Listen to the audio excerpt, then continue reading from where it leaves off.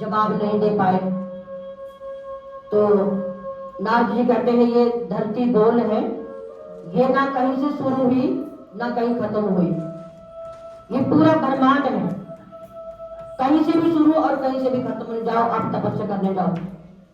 बालक चले जाते हैं। थोड़े दिन बाद नारद जी पूछते हैं आपको किसने सिखाया सोना पहन के पीतल कौन पहनता है? जब तपस्या के लिए जाए तो तपस्या ही करो, ज्ञानी ध्यानी संत बनो, ये क्या तपस्या और फिर ग्रंथ का पालन। तो बालक चले तपस्या के लिए चले जाते हैं। तो दूसरी बार राजा ने फिर रचना करी 1000 बालकों की, 1000 बालकों की रचना करी और उनको भी यही कहा गया कि आप जाकर तपस्या करो और बाद में गृहस्थ का पालन करो। अब दोबारा नारद जी मिल जाते हैं। नारायण नारायण बालकों तुम फिर दोबारा कहाँ जा रहे हो? दोबारा फिर बताते हैं हम तो दक्ष के संतान है, हमें तपस्या के लिए भेजा गया है और बाद में हम गृहस्थ का पालन करेंगे। अरे बालकों तुम्हारी बुद्धि भ्रष्ट हो गई है, रुको पहले तुमसे सवाल पूछा जाएगा, प्रश्न पूछा जाएगा। उनसे भी वही सवाल किया, उनको भी नहीं आया तो वो तपस्या करने के लिए वन में चले जाते हैं। अब राजा को पता चलता है तो राजा बहुत क्रोधित होते हैं, क्रोधित होते हैं और उनका क्रोध और भी बढ़ जाता है। नारद जी को क्रोध में बोले आपको सब जगह जाकर जो सबका काम बिगाड़ते हो ना, जाओ मैं तुम्हें श्राप देता हूँ, तुम जहां भी जाओ बस एक घड़ी से ज्यादा कहीं ना रुके। ये जो नारद जी सबका काम बिगाड़ते हैं, ये राजा दक्ष ने उनको श्राप दिया था। अब नारद जी खुश हुए, बोले कोई बात नहीं महाराज, आपने श्राप दे दिया, बिना सोचे समझे श्राप दे दिया, कोई बात नहीं, लेकिन मैं इससे ज्यादा मैं खुद ही नहीं रुकता, एक दो घड़ी से ज्यादा मैं खुद ही नहीं रुकता, मैं खुद ही अपना काम करके अपना मेरे को जाना होता, मेरे को इतना टाइम नहीं होता। दक्ष गुस्सा होते हैं, जो तुम काम बिगाड़ते हो ना तुम्हें सजा है। तो कहते कोई सजा नहीं है, बस इतना टाइम बहुत है मेरे लिए। तो नारद गुस्सा हो जाते हैं, महाराज आपने बिना सोचे समझे ऐसा कैसे कह दिया? आपने कभी मन में विचार करा? आपने 10,000 बालकों की, लड़कों की, उसमें लड़कियां कोई नहीं थी, 10,000 बच्चों की रचना करी और तपस्या करके घर बुला रहे हैं, तपस्या के बाद घर बसाओ, तो ये कैसे हो सकता है? इतनी कन्या है भी, कन्या कहाँ गई? जब कन्या नहीं है, आपने बालकों की रचना करी तो घर गृहस्थी का पालन कैसे करें? उनको तपस्या करने दो। तो उसके बाद राजा ने 70 कन्याओं की रचना करी। अब ब्रह्मा जी ने, राजा दक्ष जी ने अपनी गलती का एहसास कर लिया और राजा ने फिर 70,000 कन्याओं की रचना करी। तो इनसे संसार आगे बढ़ा है।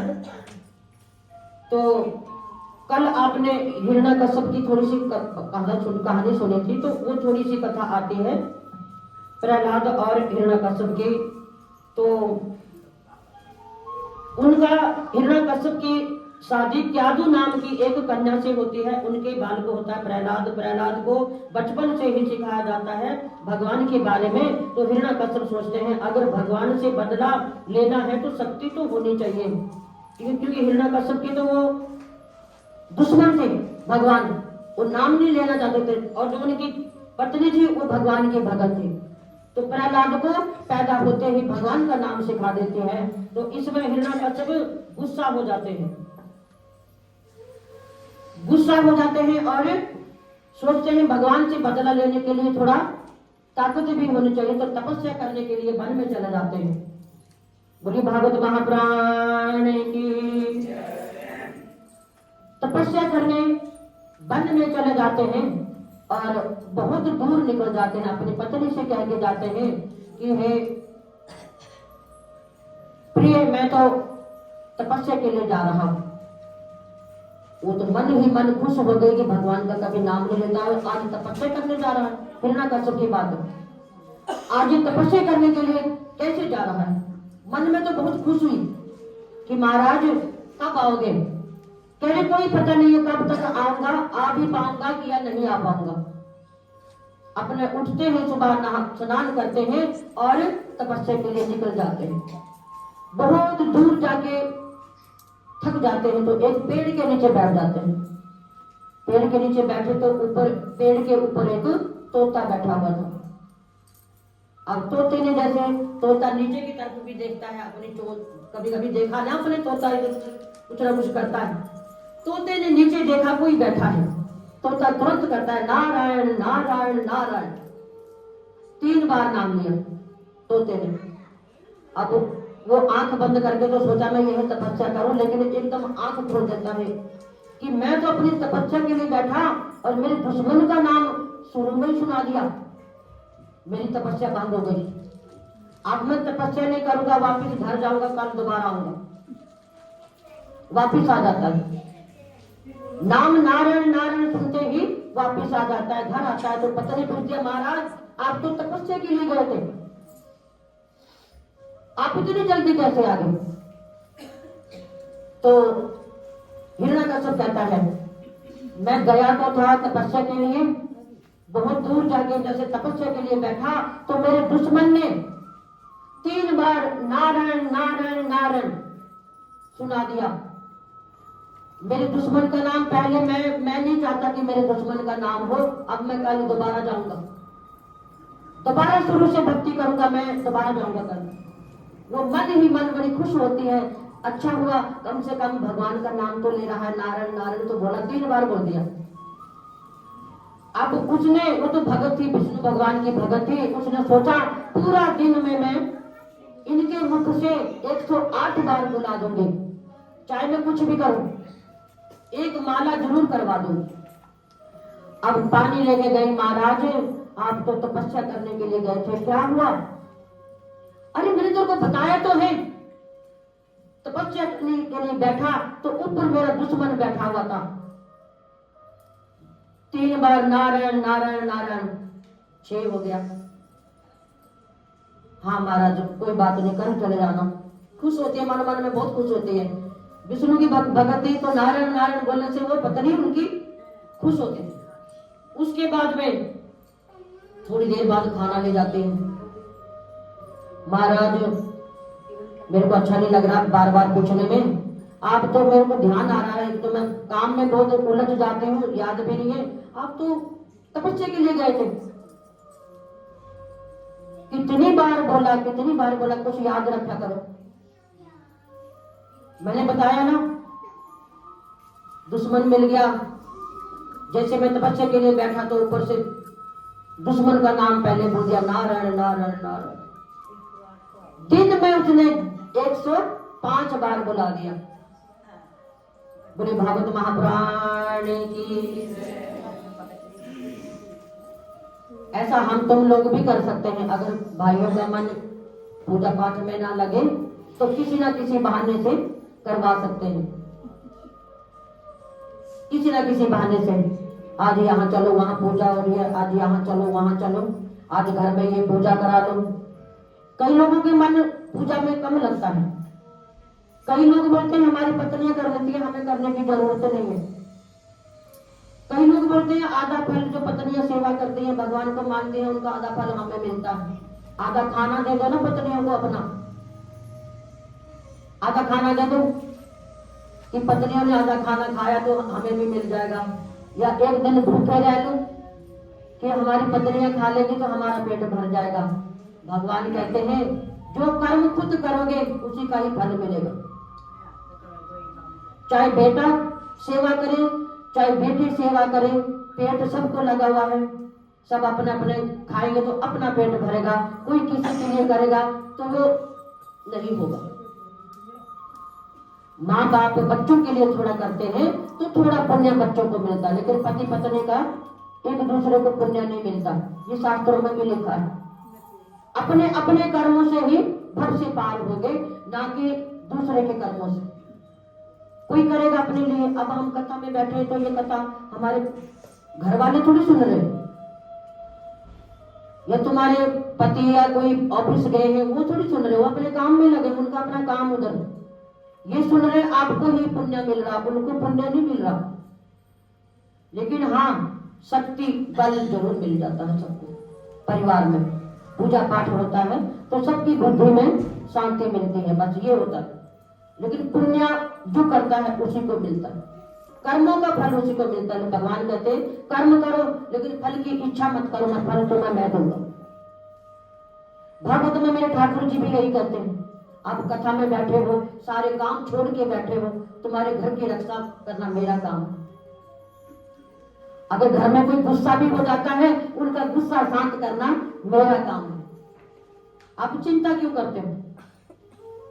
अब 105 बार बुला दिया, अब 3 बार और रह गया। अब उसको भी डर, हिरण्यकश्यप तो राक्षस ही है, उसको भी डर, अगर दोबारा मैं बोलूंगी तो ये गुस्सा हो जाएंगे। अब 108 माला तो पूरी हुई थी। अब हिरण्यकश्यप थका थका था, दिन में इतना चला, वापिस आया, रात को सो जाता है तो उनकी पत्नी सोने के बाद पानी के बहाने जाती है और पानी रख देती है बगल में और दरवाजे पे आके खड़ी हो जाती है। अगर मारने के लिए उठा तो भग तो जाऊं बाहर, दरवाजे पे खड़ी होकर बोलती है महाराज सो गए, तुम्हारे लिए पानी रखा है। कहता कोई बात नहीं, पी लूंगा। महाराज बस लास्ट बार पूछ रही हूँ, मेरे को सुबह से बस पेट में हड़बड़ी मच रही है। आप तो तपस्या के लिए गए थे, तुम्हारी तपस्या का क्या हुआ? मैं बच्चों में भूल जाती हूँ, आपने क्या बताया मैं भूल गई, मेरे को कुछ याद नहीं है। अब उसको बुद्धि इतनी थोड़ी, हो तो भगवान से बदला लेने के लिए तपस्या करने जा रहा था कि मैं ताकत बन जाऊं और भगवान से मुकाबला कर पाऊं। वो कोई ऐसे थोड़ी जा रहा था, तो बदले की भावना से जा रहा था कि हमें बुद्धि इतनी है नहीं, ताकत भी इतनी है नहीं, भगवान के अंदर तो बहुत ताकत है। तो 105 बार हो गया और लास्ट बार कहती है ये भगवान परम पिता परमेश्वर कुछ तो कर दो, 3 बार और बुला दो इनके मुख से ताकि मेरी एक माला तो हो जाए। जैसे ही बोला तो आग बबूला हो एकदम से उठा। इतनी बार बताया मैंने तेरे को, पूरा दिन बीत गया बताते बताते, कुछ याद भी है तेरे को, कुछ बुद्धि भी है। मैंने बताया मैं तपस्या के लिए गया और मैं जैसे तपस्या करने बैठा तो मेरा दुश्मन का नाम एक तोते ने बोल दिया, नारायण नारायण नारायण। बस उसने तो हाथ जोड़े विष्णु भगवान की शुक्रियादा करा और भगवान मेरी माला तो एक पूरी हो गई। श्रीमन नारायण नारायण हरि हरि, श्रीमन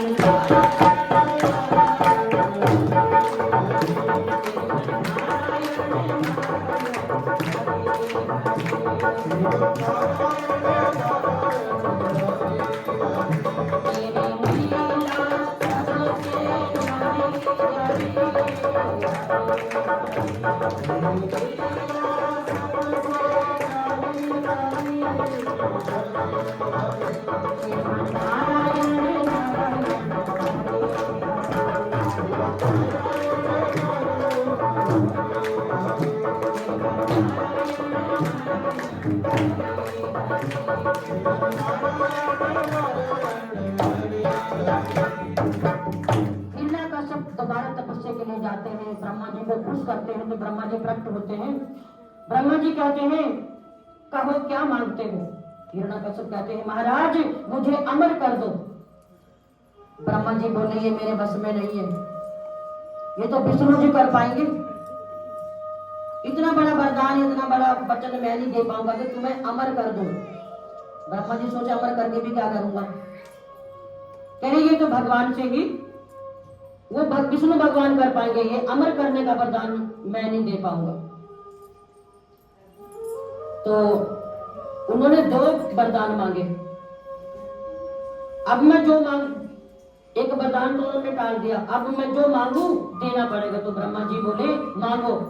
तो हिरण्यकश्यप कहते हैं मैं 12 महीने होते हैं, मैं 12 महीनों में ना किसी से मरूं, ना दिन में मरूं ना रात में मरूं, ना अंदर मरूं ना बाहर मरूं, ना किसी अस्त्र से मारूं ना शस्त्र से मारूं, मुझे ब्रह्मा जी की किसी भी चीज से मरना नहीं है। जो ब्रह्मा जी की बनाई हुई सृष्टि में है, मेरे को किसी से नहीं मरना। तो इसमें फिर नरसिंह अवतार होता है। नरसिंह अवतार होने के बाद नरसिंह उनको नाखूनों से उनका वध करते हैं, हिरण्यकश्यप का वध करते हैं।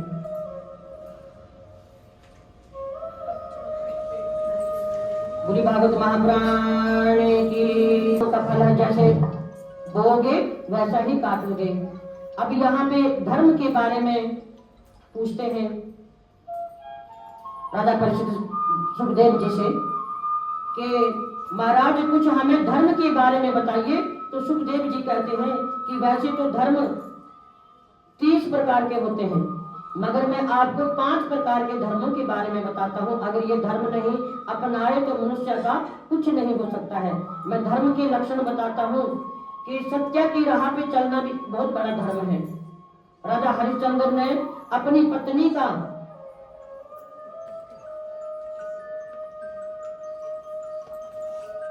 सत्य की राह पे चलने के लिए बहुत बड़ी एक तपस्या है और इसको धर्म बोलते हैं। जहां जरूरत नहीं झूठ मत बोलो। अगर किसकी जान जा रही है और आप झूठ बोल रहे हैं तो वो भी एक बहुत बड़ा धर्म है, उसको पाप नहीं बोलते। और दूसरा लक्षण है दया करना, जो आजकल किसी के मन में नहीं है।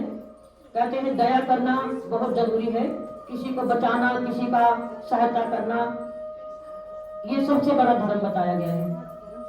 ये मत करो कि किसी का कुछ अत्याचार किसी पे हो रहा है तो उसको बचाने के बजाय आप उसका वीडियो बनाते हैं या उसको वायरल करते हैं, उसको बचाते भी नहीं है। अगर आप एक आवाज भी दे दोगे भाई ये क्या हो रहा है, तो जो अत्याचार कर रहा है उसके मन में थोड़ा तो डर होगा, लेकिन उनको पता है कि कोई नहीं बचाएगा, उनका पाप और बढ़ता जाएगा। वो सबसे बड़ा अधर्म है।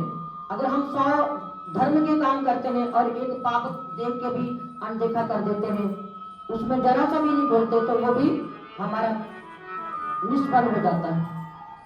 10 काम अच्छे करें और एक में आप गड़बड़ कर दें, किसी की सहायता ना करें, किसी का सहयोग ना करें, तो वो भी अधर्म है, धर्म नहीं है। ये सबसे बड़ा धर्म है, आप किसी की रक्षा करना। तीसरा लक्षण घर परिवार साफ रखें, पवित्रता रखें, अपनी वाणी को पवित्र रखें, किसी को बुरी बात ना कहें। पहले सोचो अगर वो हमें ऐसी बात खुद कहे तो हमें भी बुरा लगेगा, अगर हम दूसरे को कहते हैं तो दूसरों को भी बहुत बुरा लगता है। 5वां लक्षण प्रतिज्ञा, प्रतीक्षा। भगवान जी जो प्रसाद देते हैं अपने बच्चों समझ के प्रसाद देते हैं, और भगवान कष्ट भी देते हैं अपने बच्चों को, तो अपने बच्चे समझ के कष्ट देते हैं दूसरे को। बच्चों को अगर कोई पड़ोसी का बच्चा है खेल रहा है, गिर गए, हम डांटना तो अपने बच्चों को डांट सकते हैं, पड़ोसी के बच्चों को नहीं डांट सकते। तो यही इसमें लिखा हुआ है शास्त्रों में भी कि भगवान अपने बच्चों को थप्पड़ मार सकते हैं, दूसरे के बच्चों को नहीं। जो धर्म के कार्य में नहीं चलते, भगवान को की पूजा पाठ नहीं करते, भगवान की बातों पे चलते नहीं है, उनको भगवान आजाद छोड़ देते हैं। तुम जो भी करो, जब मानते ही नहीं है तुम। लेकिन जो भगत होते हैं उनको छोटे मोटे कष्ट भी देते हैं तो भी भगवान खुश रहते हैं कि हाँ कष्ट मिल रहा है, मेरा नाम ले रहा है, कम से कम मेरे को याद तो करता है। ये सबसे बड़ा धर्म है। श्री भागवत महापुराण की। तो ये धर्म के बारे में बताया गया है। अब दान के बारे में पूछते हैं राजा परीक्षित, महाराज कुछ दान के बारे में बताइए, कब और किसको देना चाहिए। सुखदेव मुनि जी कहते हैं दान का बहुत बड़ा महत्व है, दान कभी भी करो, लेकिन दान सुपात्र को ही देना चाहिए, जो आपका दिया हुआ धन अच्छी जगह पे लगाए। कई बार हमें उल्टा भी हो जाता है, हमारे धन के को लेकर वो गलत इस्तेमाल करते हैं, मदिरापान कर देते हैं, उसमें उनको कुछ नहीं, हमें पाप लगता है। तो कहते हैं दान भी वहां करना चाहिए सुपात्र को, जो आपके धन को या बेटियों की शादी में या भंडारे में ये अन्य धार्मिक कार्यों में खर्च करें। दान बच्चे पैदा हो तभी भी किया जाता है, जन्मदिन हो बच्चे का तभी भी दान किया जाता है, एकादशी द्वादशी पूर्णिमा जैसे दिनों में भी करना चाहिए। जहाँ भागवत कथाएं हो रही हैं वहां भी दान का बहुत बड़ा महत्व बताया गया है। आपको भी आज तो नहीं लाए, कल से ही आप अपने भंडारे की सामग्री लाना शुरू कर दें, जिसको जो भी भंडारे के लिए देना हो। आटा देना है, चीनी देनी है, या आपको हलवे के लिए सूजी देनी है, कुछ भी सामग्री देनी हो कल से लाना शुरू कर दो। अगर आप 2-2 किलो सामान भी सब देंगे तो भंडारे का सामान हो जाएगा, क्योंकि आपकी तरफ से पुण्य लगेगा। जो हम आपकी तरफ से फिर बाद में जो कमी पेशी रह जाएगी तो हम अपनी तरफ से करेंगे, क्योंकि आपने इतना बड़ा पुण्य का काम किया है। तो थोड़ी थोड़ी सामग्री आप सब जुटाएं, थोड़ी थोड़ी सामग्री। कहते हैं एक बूंद बूंद से घड़ा भर जाता है। आप तो इतना बड़ा कार्य करते हैं, इतना बड़ा पुण्य कर रहे हैं, तो इसमें तो आपको फल दुगना चौगुना मिलेगा। कहते हैं भागवत जहाँ हो रही है वहां दान बहुत बड़ा महत्व रखता है, इसलिए कथा में भी दान का जिक्र हमेशा आता है। हम ये क्या करते हैं, दान भी किसी को पूछ के करते हैं। कई बार होता है बहन तो क्या ले जा रही है, ऐसा नहीं है। आप अपने इच्छा से चुपचाप अपना दान लाके भागवत में दान दें। बोली भागवत महापुराण की।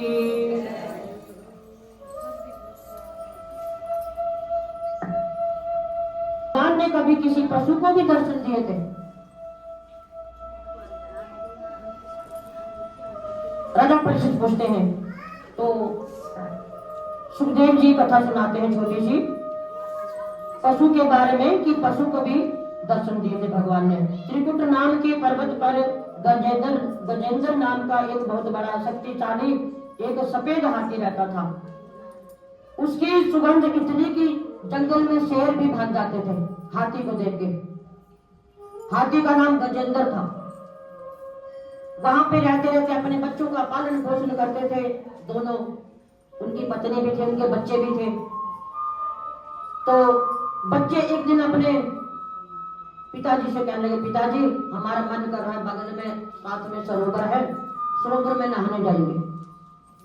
अब माता पिता तो बच्चों का कहना नहीं मोड़ते, आज के जब टाइम में भी नहीं मोड़ते। चलो बच्चे कहते हैं तो चलो हम लेके चले जाते हैं, बस कभी कभी हम बच्चों के कहने से थोड़ा दुविधा में पड़ जाते हैं, संकट में पड़ जाते हैं। अब उसको अपने ऊपर अभिमान भी था। सफेद हाथी था, वैसे तो हाथी ब्राउन काले से होते हैं ना, वो सफेद हाथी था। अपने बच्चों को लेकर सरोवर में नहाने के लिए चला जाता है। सरोवर में जाते जाते नहाना शुरू करते हैं। अपनी सूंड में पानी भर भर के कभी अपने पत्नी के ऊपर डालता है, कभी अपने बच्चों के ऊपर डालता है और खेलता है। बच्चे भी खेल रहे हैं। अब एक मगरमच्छ बड़ी देर से देख रहा था कि इसका घमंड आज मैं चूर करूंगा।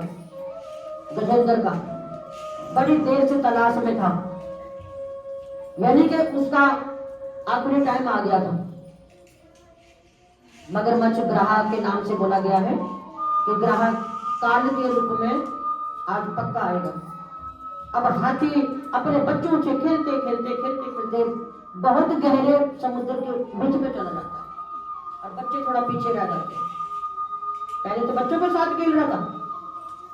अब जब अंत समय आता है तो मौत बुलाती है ना कि कहीं भी हो तो जाना पड़ता है, क्योंकि बुलावा आ गया। बोली भागवत महापुराण के। अब सरोवर में बड़े गहरे पानी में चला जाता है और मगरमच्छ ग्राहक उसके पैर को पकड़ लेता है। पकड़ लेता तो थोड़ी देर तो गजेंद्र को लगा, घमंडी था अपने ऊपर, उसको बहुत घमंड था कि मैं बहुत शक्तिशाली हूँ, कोई क्या मेरा बिगाड़ सकता है। छोटी मोटी मछली होगी झटके से छुटा दूंगा। अब अपनी पत्नी को आवाज देता है, अरे कहाँ हो, बचा दो मेरे को, बचा लो, मेरा तो पैर किसी ने पकड़ लिया। वो कहाँ सुन रहे, वो अपने नहा रहे हैं, अपने मौज मस्ती में, बच्चे भी और उनकी पत्नी भी। कई बार आवाज दी,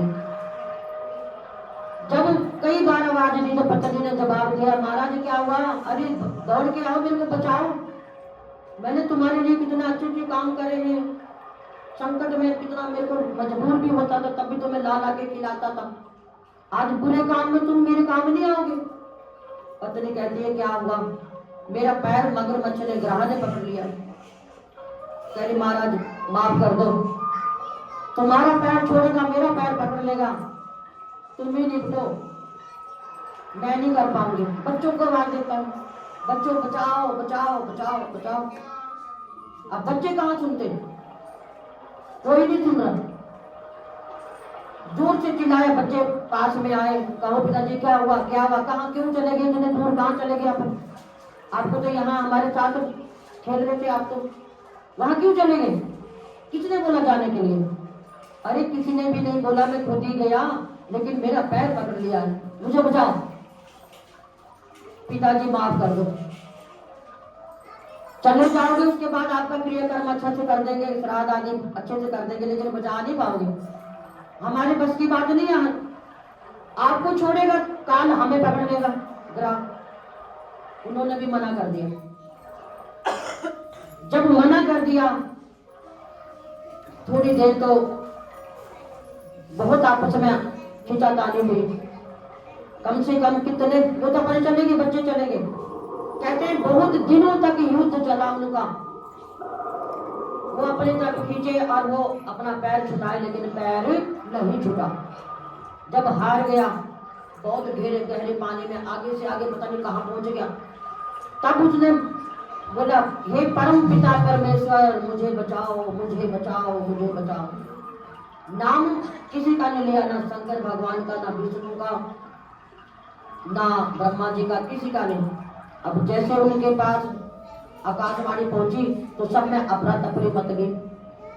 कहते हैं महाराज जाके बचाओ। अब कह रहे किसी को नाम से नहीं पुकारा, अब कौन जाए बचाने के लिए।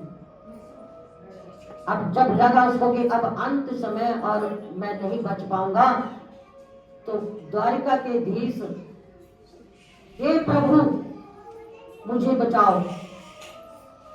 अब प्रभु खाना वाना अपना खा के लक्ष्मी जी पैर दबा रहे हैं और विष्णु भगवान अपना आराम कर रहे हैं। एकदम से उठते हैं, लक्ष्मी कहती है महाराज क्या हुआ, आप तो सो रहे थे, क्या हो गया। ये लक्ष्मी, ये प्रिय, मेरे भक्त पे बहुत बड़ा संकट आया हुआ, मेरा भक्त मुझे पुकार रहा है। तो महाराज सुबह चले जाना, अभी रात को जाना जरूरी है। नहीं अभी जाऊंगा। तो कह रही सुबह होते ही अपने सेवकों को भेज दो, आपको जरूरी जाना।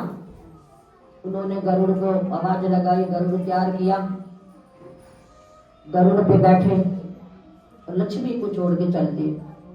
आपने शुरू में कथा सुनी थी ना कि जब ब्रह्मा जी ने बहुत बड़ी सभा करी थी तो पूछा था प्रेम किसमें, तो यही बात पे बोला था कि गजेंद्र ने आधी रात को पुकारा था तो भगवान नंगे पैरों से चले गए थे।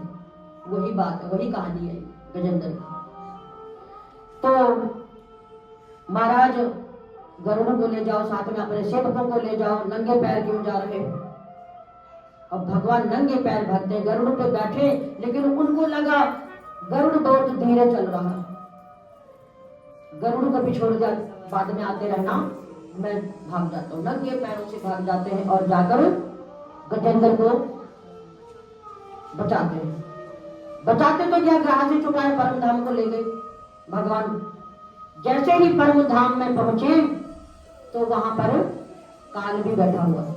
काल का तो उन्होंने बंद करा, भगवान ने काल को हटाया साइड में, लेकिन वो भी परम धाम में जैसे ही वो लोग पहुंचे भगवान और गजेंद्र, तो सबसे पहले वहां पे ग्राह बैठा हुआ था। गजेंद्र ने देखा महाराज वही तो है, ये वही तो है जिसने मेरा पैर पकड़ा था, तो यहाँ ये स्वर्ग लोक में परम धाम में क्या कर रहा है, वो भी हमसे पहले।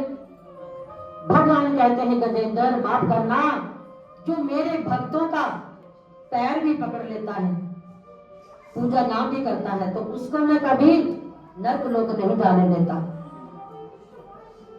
उसको परम धाम में ही लाता हूं, उसको नर्क लोक में जाने नहीं देता।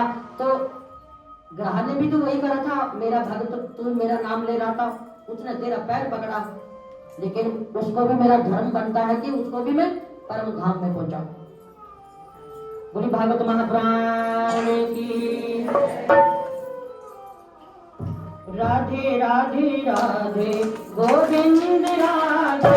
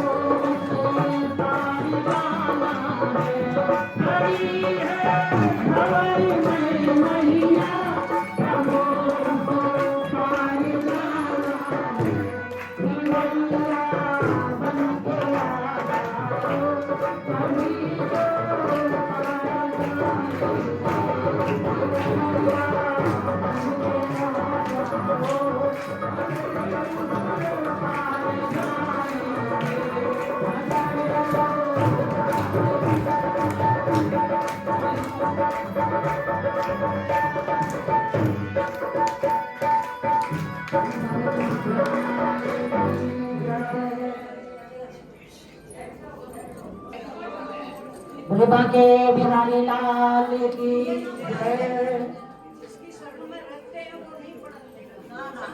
समुद्र मंथन के बारे में बताओ, समुद्र मंथन में क्या हुआ, कैसे हुआ था? तो सुखदेव जी कहते हैं, सुनो, एक बार दुर्वासा ऋषि कहीं से जा रहे थे, उसी रास्ते से इंद्र भी हाथी पर बैठकर आ रहे थे। दुर्वासा ऋषि को देखकर इंद्र प्रणाम करते हुए, ऋषि ने माला जो पहन रखी थी वो माला उतारी और इंद्र के गले में डाल दी। अब इंद्र ने वो माला उतारी और हाथी की सूंड पर टांग दी, यानी कि फेंक दी। अब वो माला जमीन पर गिर जाती है और हाथी के पैरों से कुचल जाती है। हाथी के पैर बड़े बड़े होते हैं और ये माला तो हाथी तो मरोड़ देगा, पूरा चटनी बना देगा। उन्होंने अहंकार में वो माला उतार के फेंकी और सूंड पे थोड़ा सा अटकी और नीचे गिरी, हाथी के पैर में कुचल जाती है। अब टाइम की बात होती है, जब जरूरत से ज्यादा मिलता है तो अहंकार आ ही जाता है। अच्छे अच्छे बदल जाते हैं। कैसे हैं? कहते हैं खुदा जब हुस्न देता है तो नजाकत आ ही जाती है। तो उसी रास्ते से जब दुर्भाषा ऋषि वापस आए तो उन्होंने अपनी माला पहचान ली। इंद्र को क्या दिया गया था? 3 लोक 14 भुवन, उस पर उनको बिठाया गया था। अब दुर्भाषा ऋषि कहते हैं जो तुम्हें 3 लोक 14 भुवन का अहंकार है, मैं तुम्हें श्राप देता हूँ, तुमसे वो छीन लिया जाएगा। अब ये बात हवा की तरह फैल जाती है। जैसे कभी हमारे तुम्हारे घर से कभी आवाजें निकलती है तो कोई सुन के आगे से आगे बता देता है, अरे भाई बहन सुना, रात को सामने झगड़ा हो रहा था, सामने लड़ाई हो रही थी। बातें जो अच्छी होती है कम फैलती है, जो वैसी बातें होती है तो आगे से आगे फैल जाती है। तो वैसे ही दैत्यों के गुरु शुक्राचार्य वो कान लगाकर वहां पर सुन रहे थे। शुक्राचार्य जी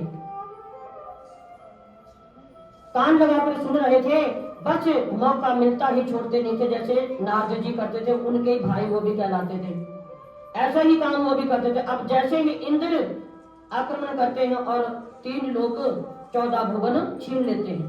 अब देवता परेशान भगवान के पास जाते हैं, महाराज बताओ क्या करें। भगवान कहते हैं जाओ घर जाओ, युद्ध तो नहीं कर सकते हो तो जाओ मित्रता कर लो। देवता कहते हैं उनको इतनी बुद्धि कहाँ है जो वो हमारे साथ मित्रता करेंगे। भगवान कहते हैं उनसे कहो समुद्र मंथन करेंगे। सबको पता है ना अकेले देवता कर सकते हैं, ना अकेले दैत्य कर सकते हैं, राक्षस भी नहीं कर सकते, दोनों को मिलकर करना पड़ेगा। अमृत निकलेगा, अकेले कोई कुछ नहीं कर सकते हैं। अब मंदराचल पर्वत को बीच में रखा गया।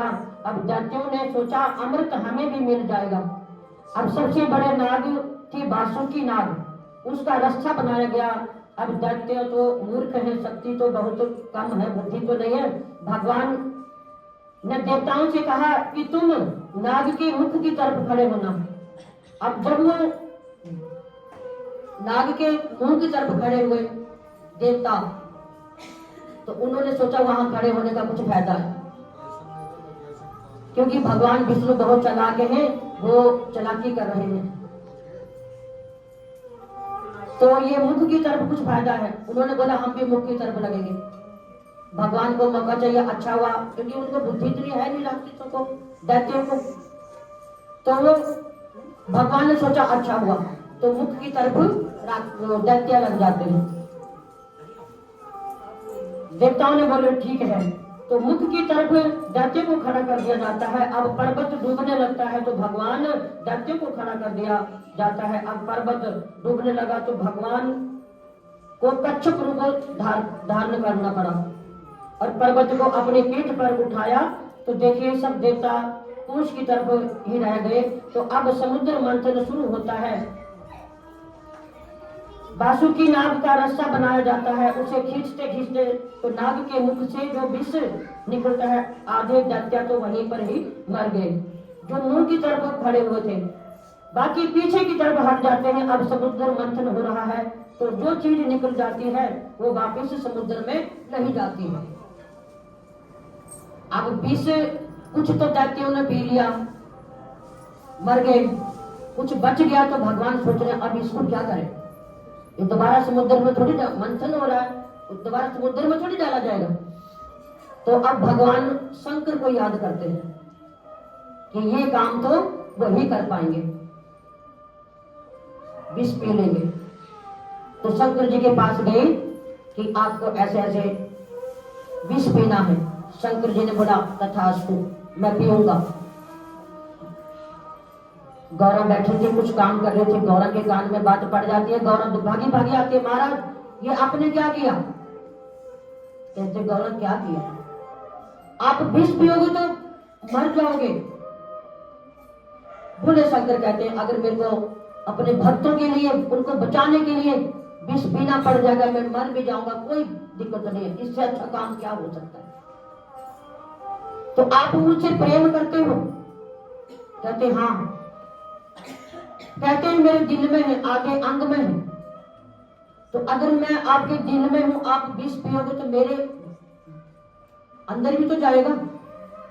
महाराज तुम्हें हत्या लग जाएगी, लोग तुम्हें हत्यारा बोल देंगे कि देखो पत्नी की हत्या कर दी, आप बचे या ना बचे मैं भी नहीं बचूंगी, तो इसमें तो कलंक लग जाएगा। तो भगवान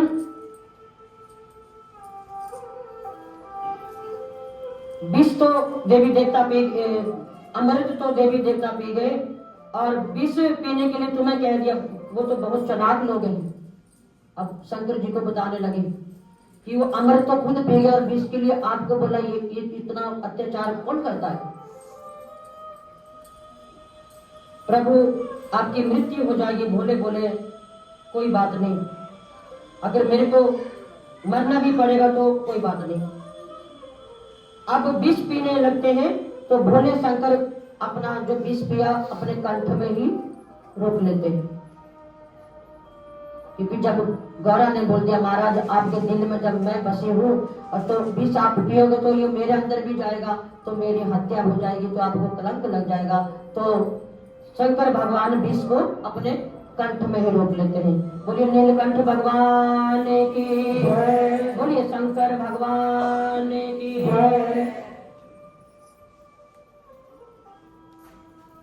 भगवान ने